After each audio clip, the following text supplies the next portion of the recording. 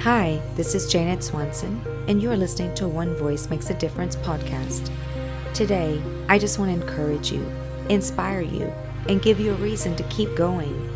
As you're listening to this podcast, I pray that the Holy Spirit will open up your ears to hear Him, open up your eyes to see Him, and open up your heart to know Him. I pray that 2021 will find you flowing in the year of God's favor over your life. I pray that healing will come to your heart speedily, and I pray that this podcast will be a blessing to you. Welcome to One Voice Makes a Difference podcast. Welcome back to One Voice Makes a Difference podcast. Welcome. Thank you for joining us today. And you guys, I have such a special guest with us today. I met this lady through Facebook, and she has an amazing testimony. We have actually built a relationship just talking back and forth, and she read my book and she heard about the ministry of One Voice. And so she reached out to me, and we have just, created a friendship ever since then. And I just love this lady. And you guys know that One Voice Makes a Difference is all about giving a voice to those that have been wounded, been hurt, maybe childhood wounds, childhood hurts, or trauma of any kind. And we just want to talk about how the Lord can heal the brokenhearted. No matter what you go through in life, God can heal you. He is powerful. He is an almighty physician. He is the almighty counselor. He is the Prince of Peace. And He is in the middle of your pain. He is in the middle of your story. He was at the beginning of your story, and He's at the end of your story. And I just declare today that what God has started in you, that He will finish it. And I have even seen that in Dana's life. I want you guys to welcome Dana Marie Vines to this podcast. Hey, Dana, how are you this morning? Hey, I'm good. How are you? Well, it's not actually morning. Well, it may be morning for somebody that's listening to it. But it is such a pleasure to have you on here and for you to share your story. So I just want to just jump right in it, because your story is just really going to minister to so many people. We share a lot of the story. And as you guys know, you've been listening to this podcast for a long time now. You know my story of the sexual abuse that I went through as a child, and abandonment and foster care, and my journey of healing, and what God has done for me, and how He's given me a voice to reach out to other people to bring healing to their hearts. And this was our connection. So now I just want to open up the floor to Dana, and I want her to begin to tell you a little bit about her story. So Dana, tell us a little bit, what was your home life like when you were a little girl? I grew up with my mom and dad until I was about 12, and they got divorced. I have three older brothers and two younger sisters, and we moved a lot. We moved probably 26 times. I think I added it up from kindergarten to 12th grade. Wow. Yeah. I went to 11 different schools, so I know exactly what you're talking about. Out of 12 years, so that's enough trauma all by itself. So, Yes. were you raised in a Christian home? My grandmother, both my grandparents were Christians. My mother took me to church for a couple of years when I was younger, but at an early age, we did not go to church. I guess we moved all the time. It was hard to find a church. My dad was not a Christian at all until right before he passed away. Okay. So, you've had some abuse and some abandonment in your life, and it's taking you a long time to actually come out and tell people what you have been through. And part of the ministry that we have here, and even in our church, is that, the word says confess so that you can be healed. And the moment that you stop hiding your secrets, and because secrets create darkness, and darkness creates depression, it gives the enemy a foothold in your life. And we have found that the moment that we confess those things, and we bring those things that are in secret, hiding and things in the darkness, and we bring it to the light, then it opens the doors for the Lord to heal us, to come in and really heal us of all the issues that we have gone through and all of the pain of abuse and abandonment. So I just want you to know that I'm so proud of you. It's a very courageous thing that you are doing and to share your story with us. You've already shared with me, but I want the world to know what God has done in your life. And people can't really know the power of healing and what God can do until they know the power of your brokenness and what your brokenness did to you, you know? And a lot of people don't want people to know their brokenness because, you know, it's shameful and it hurts. And we just want to keep that to ourselves. We don't want people to know about it. But you read my book, and after you read my book, you were like, "Oh my gosh," you felt something inside of you and you're like, I need to get in touch with this lady and I need to contact her. And we begin to talk a little bit. And here we are, what, a year later? Have we not Year and a half. a year and Yes. a half later? And you're on my Mhm. podcast. So I'm just really excited about it. So, Dana, tell us, when did your abuse start? My very first memory of the abuse, I was 4.5 years old, and we were moving into a house, and a family member approached me and asked me to go into the bathroom with him. And I did. And that's when he began fondling me and really just introducing to me to, you know, a male's body parts. Mm. And At 4.5 years old. 4.5 years old, yes. Mhm. So what happened after that? Well, we were still in the act, and my mother came through the house looking for him, and she started calling his name. And he was like, "Get your pants up and don't you say a word." And there were two doors to the bathroom. So he's like, "I'm going to go out this bathroom. You're going to go out that bathroom door." So I said, "Okay." And before we could get out the doors, my mother had met us at one of the doors, and she called us and wanted to know what we were doing. And she was very upset. So Tell I her did, what you were doing? at first, I assume I looked like a deer in headlights because part of me felt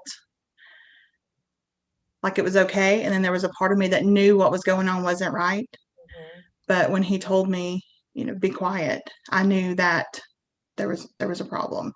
Mm. So she started screaming and yelling at us and telling us, asking us what we were doing. And I told her, and she took us to her bedroom, and there was a slat to the bed that she was putting together.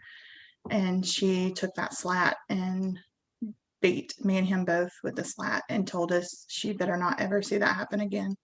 Wow. Wow, I can't imagine that, you're 4.5 years old and you didn't ask for it, but yet, you were introduced to that, and then on top of that, you were punished for it. So I can only imagine what your 4.5-year-old mind was thinking.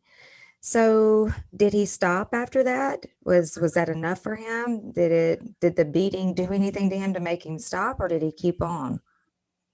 No, unfortunately, it did not stop. He continued repeatedly all Mhm. the way until I was 15 years old. Wow. So, um, from what I understand, it was more than just one person too. There was multiple people involved. Yes, there's Members. another family member that eventually took part maybe a year or so later. He was older than the other one, but I don't know why it took a while, but about a year or so later, he decided to take part. Mhm. And at first, it was just molestation, just fondling in the middle of the night, almost every night. I mean, it was very, very constant. Wow. Over and over. Hmm. I just want to put out some statistics really quick. Statistics say that 1 out of every 4 girls is molested or raped before the age of 12. And it's usually 80% of them are by family members or someone they know. And it's never reported, and they're never thrown into jail. They don't spend not even one day in jail. And so we just want to bring recognition to that. And the more we bring recognition to it, the more healing that can flow, in our lives. So our motto here is just, hey, if something is happening to you, you need to tell somebody. And you need to tell mom or dad. And if mom or dad don't believe you, or if they get mad at you and beat you, then you need to find a teacher. You need to find a pastor, somebody that you can listen to that can help you. So, Dana, was there a shifting? Because I think that at one point you were raped. So, how old were you when that happened? The very first time I was raped, I was 9 years old. By the same person? Yes. Okay. Because usually they prep you for a really long time. They are getting you ready for what they want to do to you. And so, how did you feel after that? What did that make you feel like as a 9-year-old? That's so young. Yeah, I really just shut down. I didn't have any friends. I didn't talk to anybody because I had already tried to tell and my mother didn't believe me. Mm-hmm. So when that happened, I just shut down. I was numb to the fact of what was going on. I thought it was my fault. Mm-hmm. And so I just let whatever happen happen. Okay. So, is your dad involved in your life? Was he at any point then? My mom and dad were together until I was 12. So at this point, during the first rape, he was at home.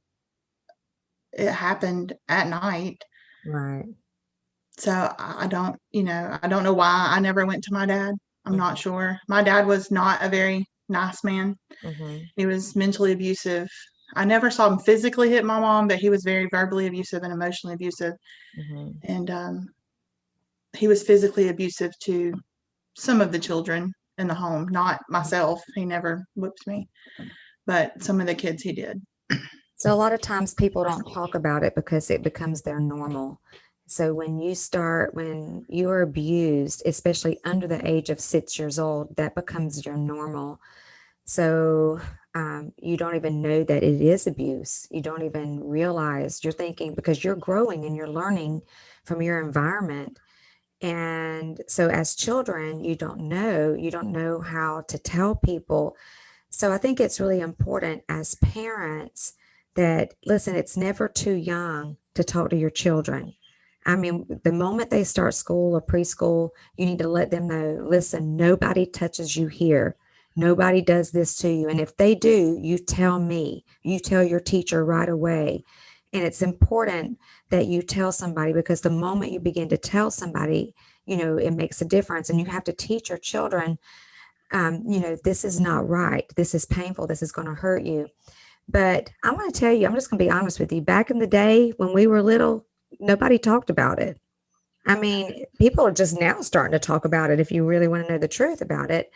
And so, we didn't talk about it then. It just become our normal. But then you grow up and you think, and you start looking at other people's lives and you're going, no, this was not normal, what I went through.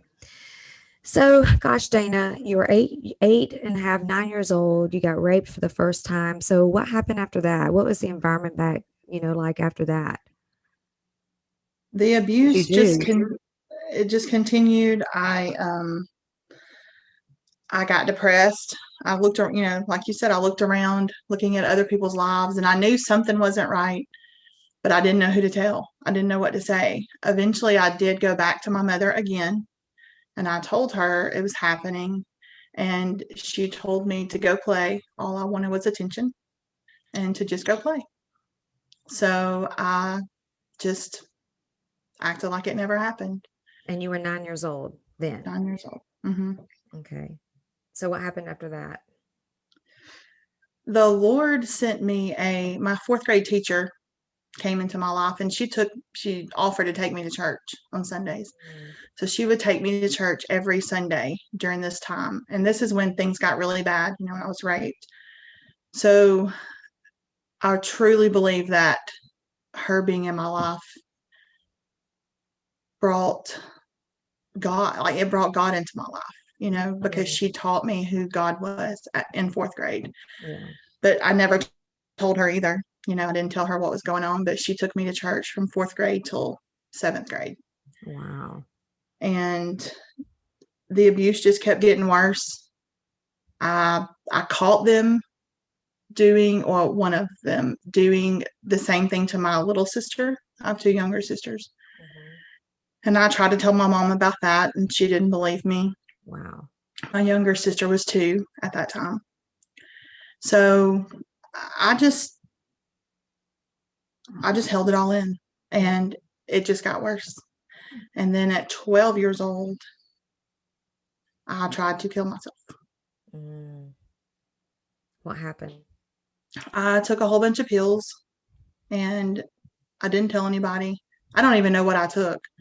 I just took them, and I slept for a couple of days. Nobody even noticed that Dana was not up walking around. Wow. Wow, that's crazy. And you never told anybody. No, I was So done. at some point, did you go to a church camp? What happened where you realized there's a shifting, something really shifted in your life? At 14, my uncle paid for us to go to a youth retreat. It was a weekend youth retreat at a local church. And he was big into the church. And every summer he would say, I'm paying for all the nieces and nephews to go. And he would. So Wow. he shipped us off, which not everybody wanted to go, but I wanted to go. So I went to this youth retreat, and they were talking about premarital sex and how you can catch STDs and how you can get pregnant. And nobody had ever talked to me about that. I had no clue what could happen. And I had previously been raped very badly by the other family member. And it was a very bad So, experience. so hang on. You had two different family members abusing you, molesting you, and raping you. Mhm. And you tried to tell, but nobody would listen to you. They would say, go play. You just want attention. I want Yes. you guys to hear this because this is happening. And there's a lot of women that are walking around that this has happened to. And if this has happened to you, I want you to know right now that the Holy Spirit is right there with you. And he wants to reveal the pain in your heart that you've been carrying around and healing. He wants there's healing flowing down from the throne room of heaven right now.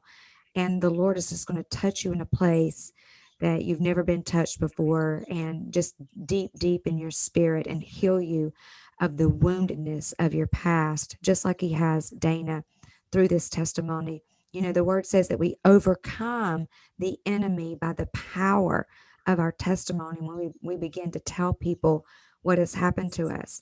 But it seems like, Dana, you kept telling people, but nobody was listening. But then you had the ears of someone, a counselor, maybe at this camp that you went to. Did you tell your the leader of the camp what was happening? Yes. So we were there for the whole weekend, and before we left, she gave us all her address. She was still in college. She was a young lady, 18, 19 years old, but she was in college, and she gave us all her address and said, y'all can write me, so let's stay in touch. So I didn't tell her while we were there. I waited till I went home, and I wrote her a letter, and I told her what was going on. I didn't use the words rape. I didn't use the word molestation.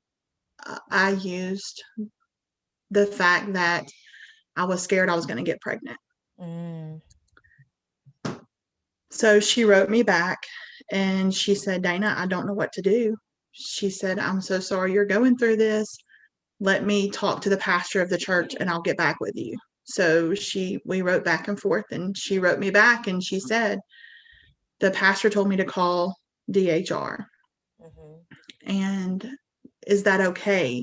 Because I can get you help if I call them.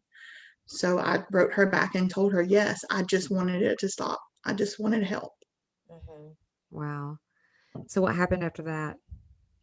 DHR got involved. We were picked up at school. I was picked up at school this particular day. My mother never checked me out of school. My mother was never home, ever home. And so to see her during the day was very odd. So to be checked out of school was even more weird. So she checked me out of school and we went to DHR and they talked to me and my sisters and they gave my mother a choice that she could either keep us girls and make sure that these predators were not back at her house, or she could let us all three go to foster care.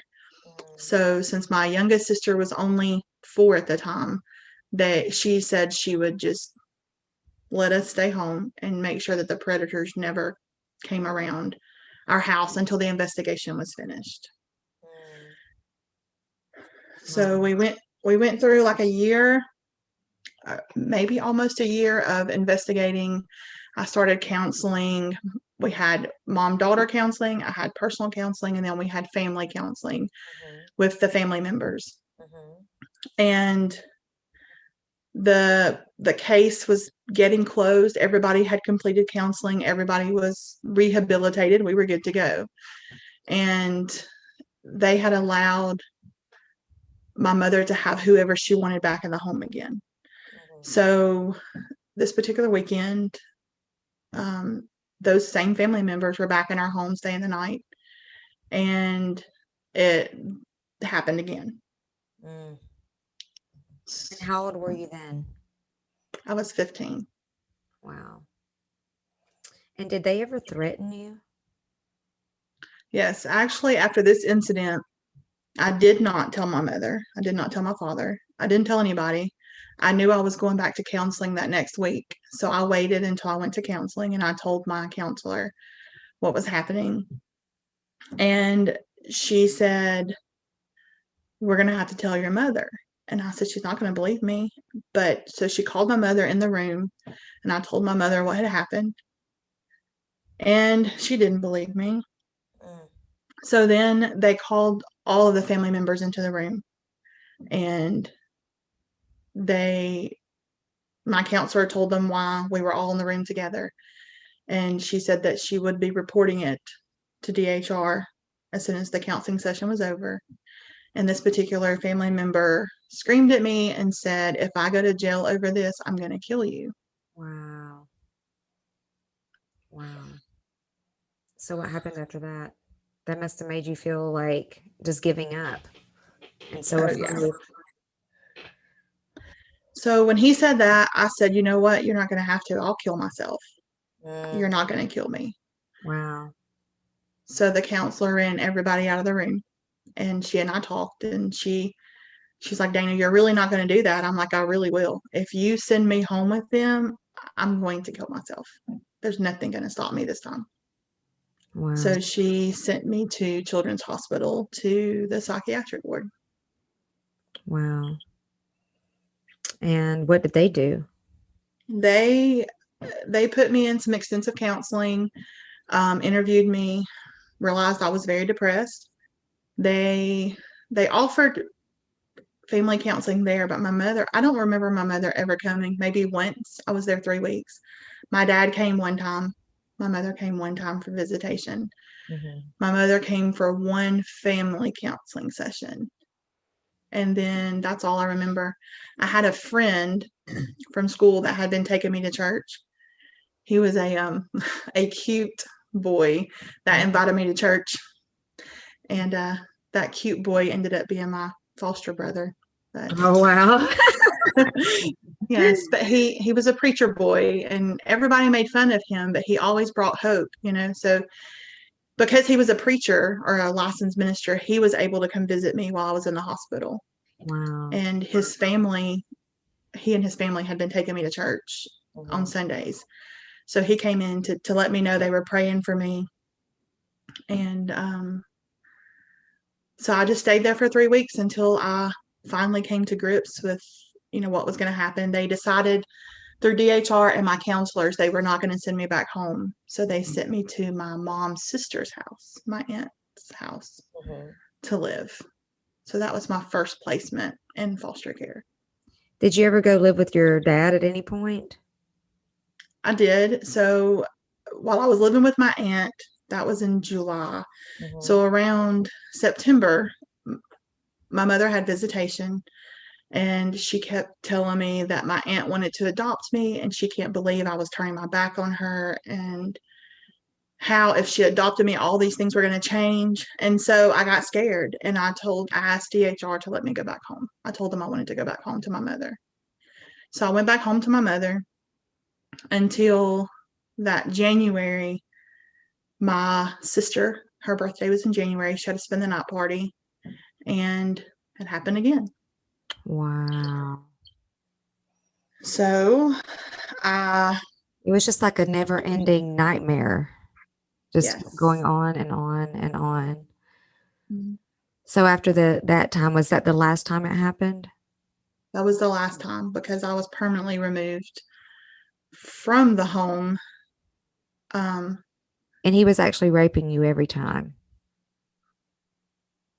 Well, this time it was just the molestation, like I guess to see what they could get away with. Right. To see if I was going to say anything. So I did. I told, and there was a big blow up. And then this particular Sunday happened, and I wanted to go to church, and my mother told me I couldn't go to church. So I went to church anyways. My mother came home from her boyfriend's house early, and she called me at church. And when I came home from church, she cussed at me, was very upset that I was at church, and told me I was never going to church again, that those people have brainwashed me, and that I was not going to church anymore. And I ran away from home that night. So your parents actually divorced at some point in between there? Yes. How old were you when they divorced? I was 12. 12. So now you're about 15. And you ran away from home. So what happened after you ran away from home? I just went next door, but my mother didn't know that. So the cops found me. I went next door, and I called the family that had been taking me to church. And I told them that my mother was mad because I was at church and I was not going back home. I hated her. I just couldn't do it. I couldn't live with her anymore. And I told them what had happened, and I was still in counseling. So I paged my counselor. Back then they had beepers, and told her 911 I needed help. So she had called the law to come to my neighbor's house. My mother had called the law to go to our house because I ran away. And then the church family that took me to church called the law to come to their house. And they were in communication with my father. So my father is a very ignorant man, and that's not to be disrespectful at all. He couldn't read, he couldn't write. He was very ignorant. So he loved us kids, I believe, in his own way. He just did not know how to do anything about it, So they were trying to help him get custody of us children anyways at that point, the family that was taking me to church.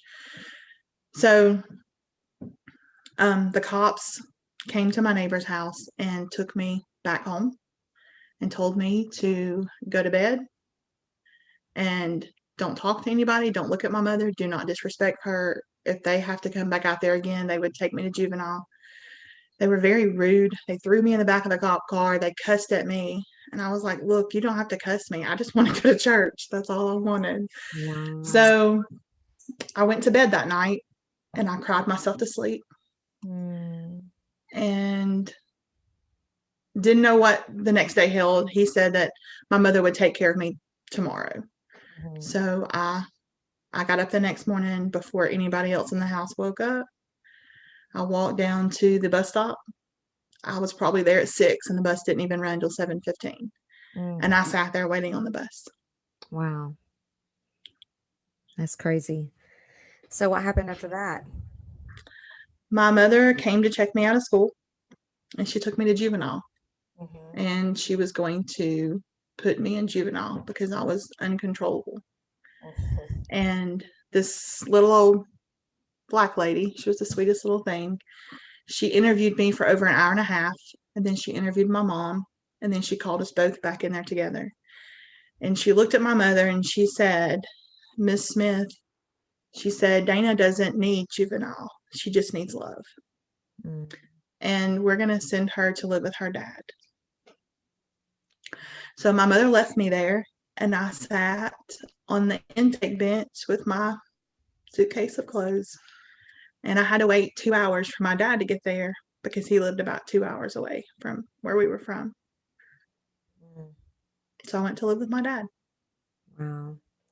So after you went to live with your dad, you have all of these emotions. I'm sure you're confused about love, confused about if I'm good or bad, what's wrong with me. So many questions are probably arising in your heart. And now they're going to send you back to school, with all of this. And this is like a hard time anyway. So when you went to live with your dad, did you go back to school? What happened then? Well, actually, fortunately for that situation, they had just passed a law where if you did not have custody of your children, you could not put them in school. So my dad took me to put me in school that following Monday, and they would not let him because I guess it was a mutual decision between my parents that I would just live with him. So I was 15, and I decided that I told my dad, I said, look, don't worry about it, Dad. I'll just quit school. It's fine. When I turn 16, I'll go get my GED. It's fine.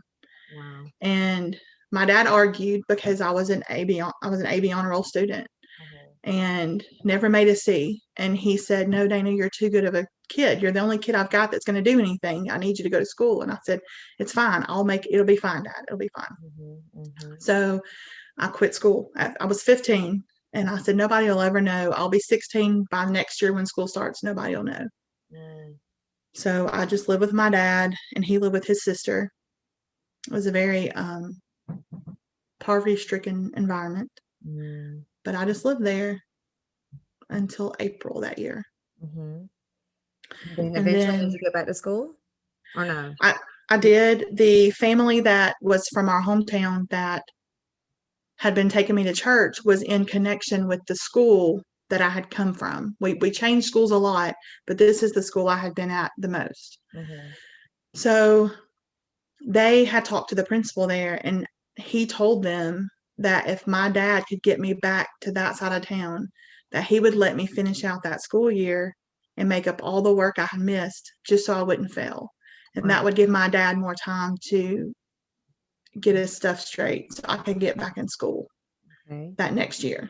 Right.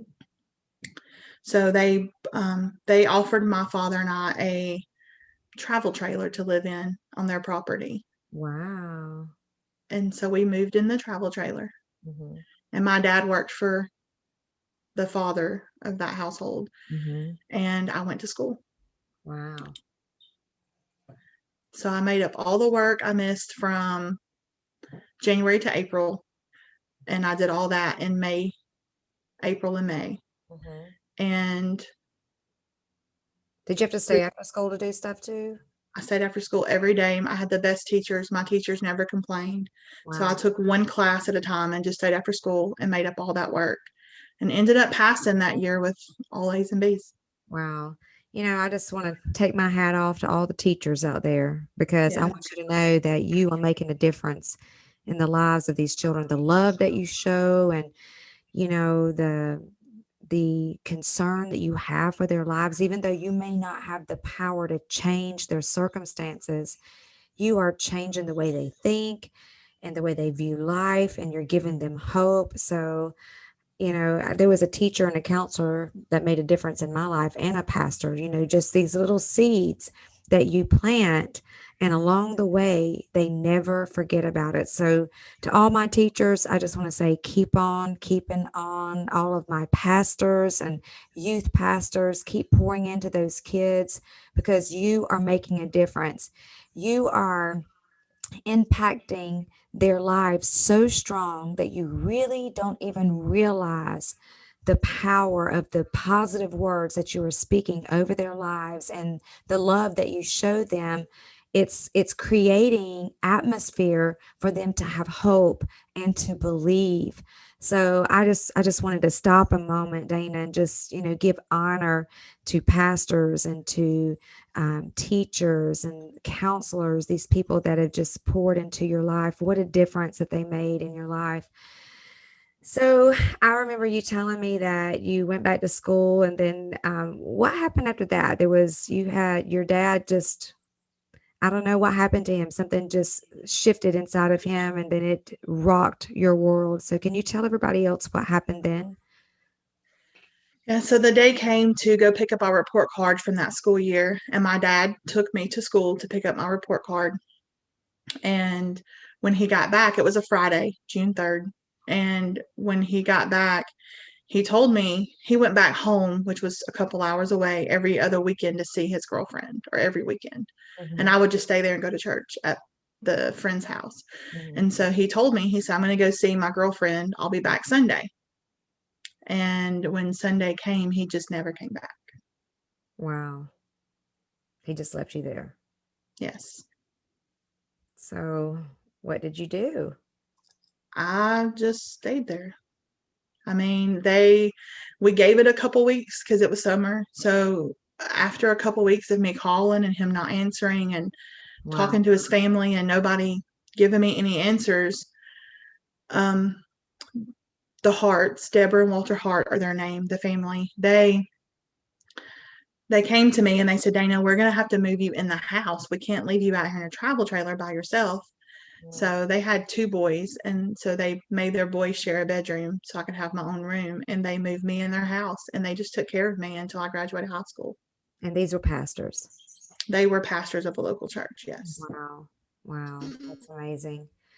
And they were good to you.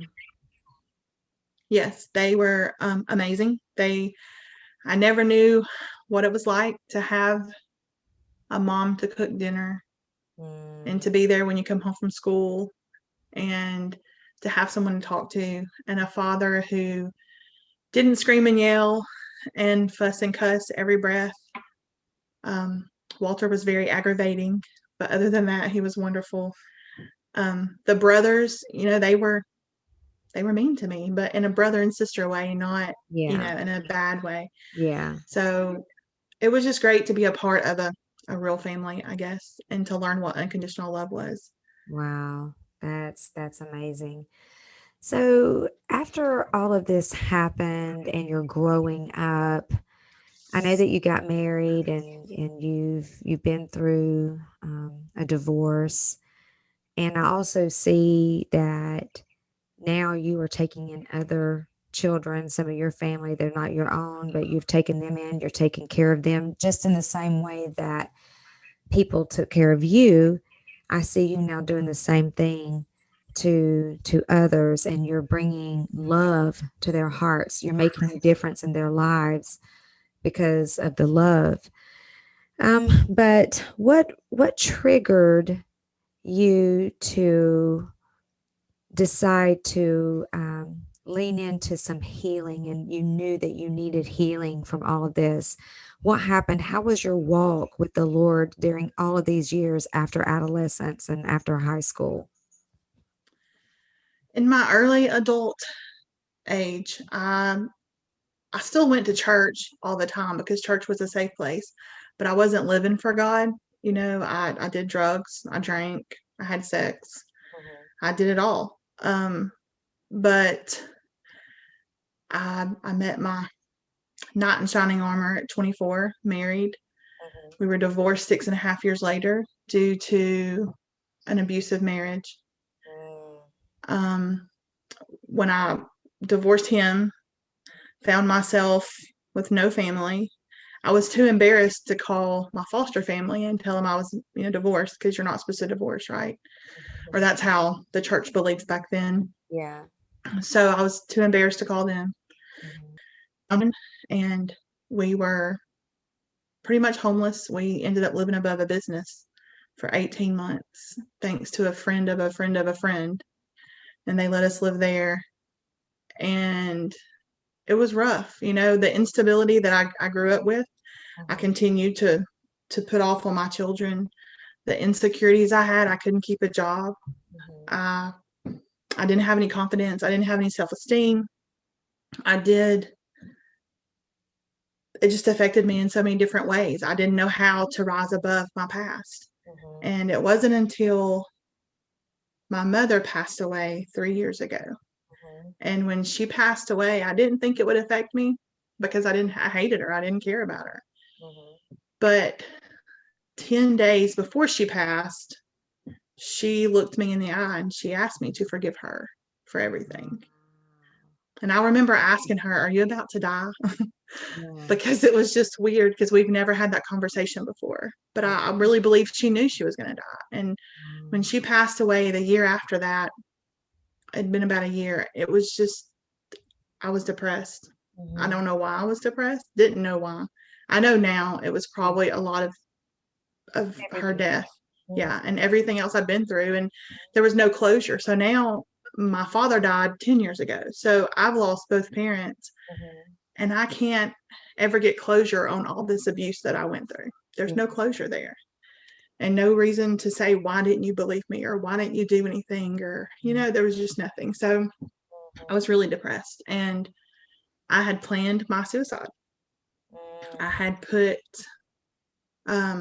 I don't have any family. I want to raise my children. So I had put some friends down on my life insurance policy. I had asked them if something happened to me, would they take my children? And they said yes. And I knew they would raise them in church. I knew they would take care of them and push them to be the best they could be. And I just couldn't do it anymore. I couldn't. Mhm. At this point, I had one extra child, which is my niece. So I had a total of 3 children. But when I tried to follow through with it, I could not do it. Wow. I'm not going to say I had an epiphany and God came down and spoke to me or anything like that, but I do know the Holy Spirit stopped me from following through with any of those plans. And Mhm. at that point, I ran across your testimony, Mhm. not in the same month, but shortly after. Your Mhm. testimony came across my Facebook page. Mhm. And I wasn't friends with you. I don't even didn't know who you were. But the testimony was a sponsored ad and it came across and I listened. And at the end you said, if this has touched you in any way, reach out to me. Right. And I'm like, yeah, she's never gonna respond, So I reached out and you responded and you sent me a book. And when I read that book, I started reading the book. I Mhm. couldn't finish it because it brought up so many memories. And Mhm. I realized, even though I had been in counseling in the past for the abuse and for all that had happened, there were so many things I never told anybody. And there was so much I never talked about. And there was so much that wasn't really healed. Mhm. Mhm. So that's when I decided that I I needed some help. Mhm. I couldn't do it on my own. Wow, that's awesome.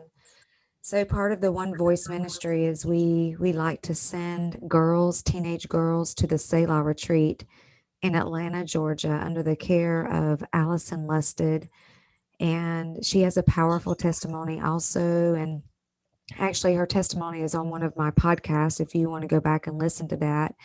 But we decided that we would send some of the kids, um, your kids, some of Mhm. the ones that maybe your niece, I guess, to the Selah retreat so they could find inner healing. And you're like, well, I think I need to go. And I'm like, yeah, you do. Y'all all should go. So did the kids end up going too?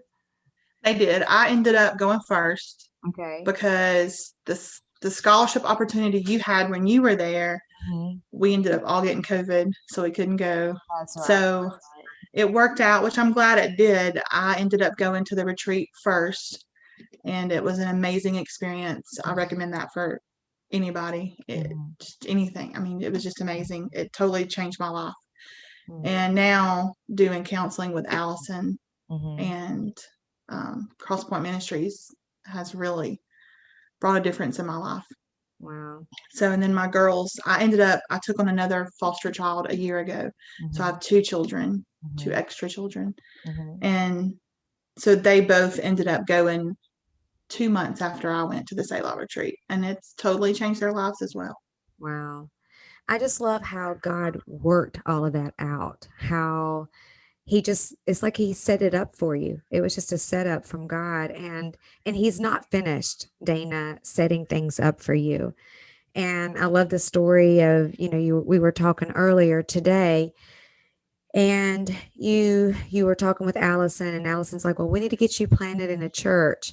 So how did you find this amazing church that you're in right now? What happened? I mean, because it's just another setup.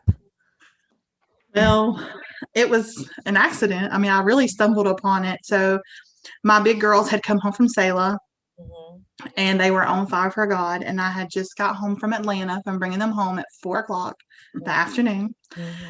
They're like, Dana, take us to church. And I'm like, guys, nobody even has church on Sunday night anymore. I don't know who has church on Sunday night. And they were like, yes, there's got to be somebody. And there's a minister that I follow on Facebook, and her name is Leanne Stewart. And she had posted that she was going to be ministering this particular Sunday night.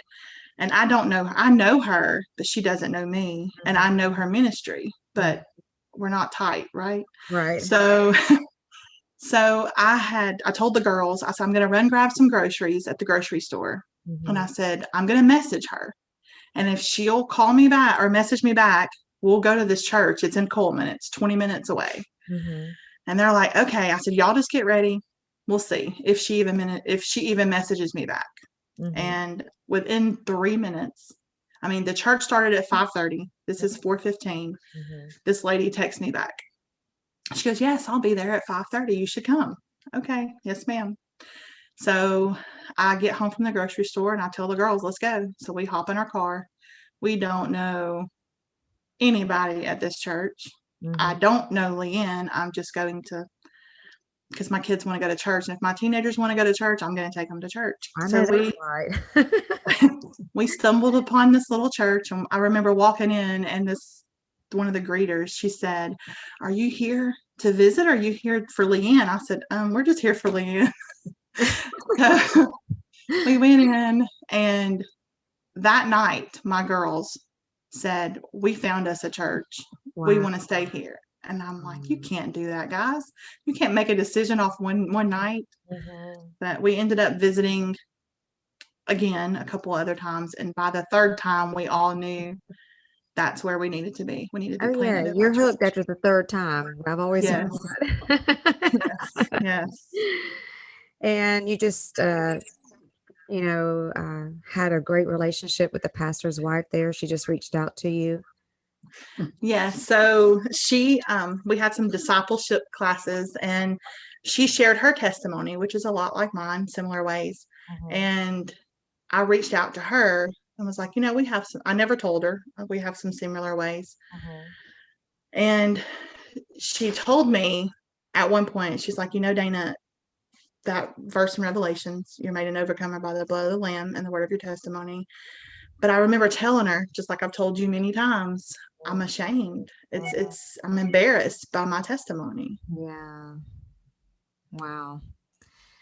And so she told me, she said, I could be that way too, but if I was, would it help anybody? So that's when I decided that it was time to put the shame and the embarrassment away and to bring that testimony forth to help others, because her testimony also encouraged me to share mine. Wow. That is powerful. And now you are on the journey of healing. Do you feel like even now, while you're talking about this, that you feel that the journey has begun and you feel so much better and you feel healed? Tell me, how do you feel right now? I feel so free right now. It's just amazing.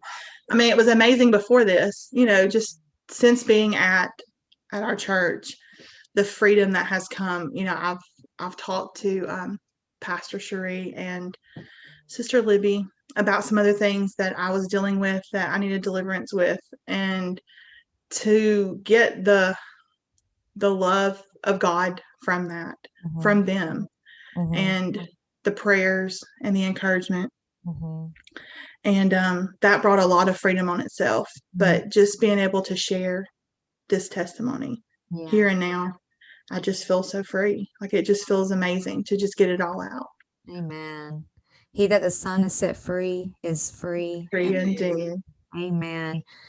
Well, gosh, Dana, thank you so much for sharing your story with us. And you guys, all of you that are listening out there, I want you to know that what has happened in Dana's life, what has happened in my life, and so many people's life is available for you too.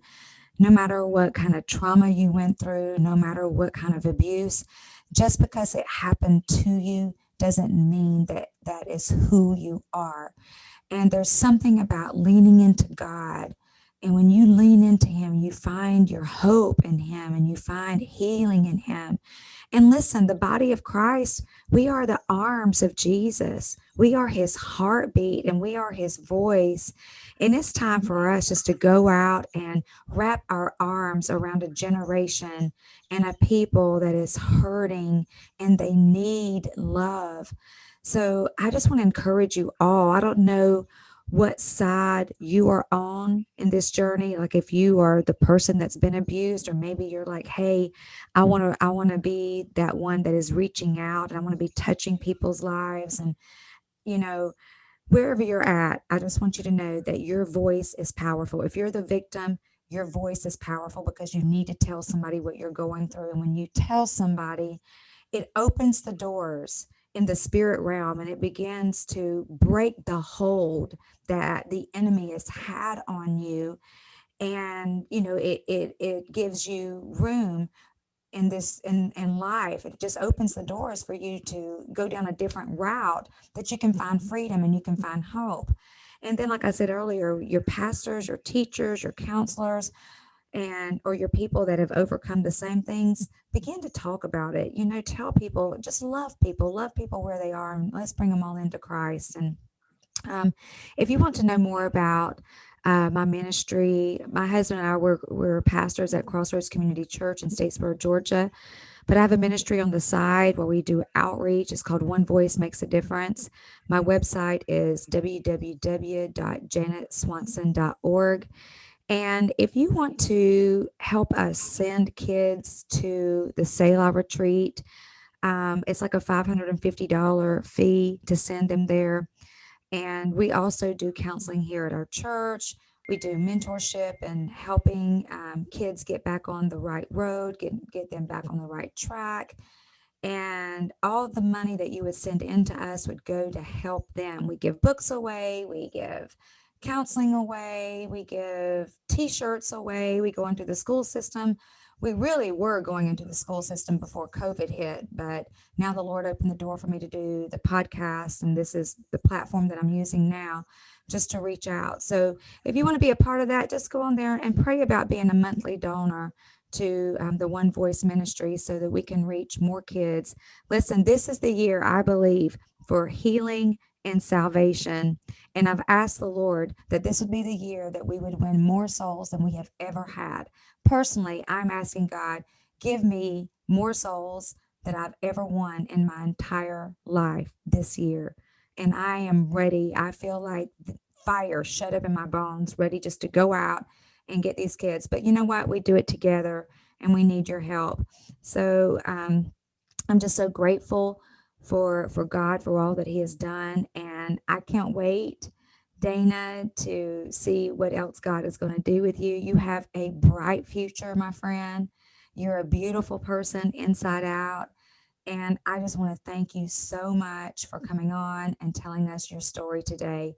And all of you that are listening out there today, thank you for tuning in. Thank you for listening, whether you're driving in your car, maybe you're getting ready at home, or maybe you're on vacation and you're just doing absolutely nothing and you wanted to hear a podcast. And here we are, we popped up. So thank you for listening today. And I'd just love for you to share this with someone if it's really ministered to you. All right. Well, we look forward to seeing you guys next week on One Voice Makes a Difference podcast. Take care. God bless. Thank you for listening to One Voice Makes a Difference. It is our prayer that through this episode, God has given you a new hope and inspiration to come out of darkness, break the silence, and tell somebody so His light and healing power may begin working in you. If you would like to connect with Janet, visit her website at janetswanson.org.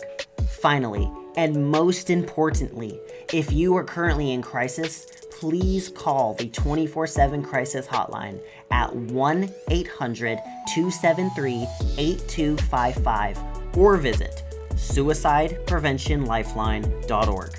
Don't hesitate. Your voice and your life matters.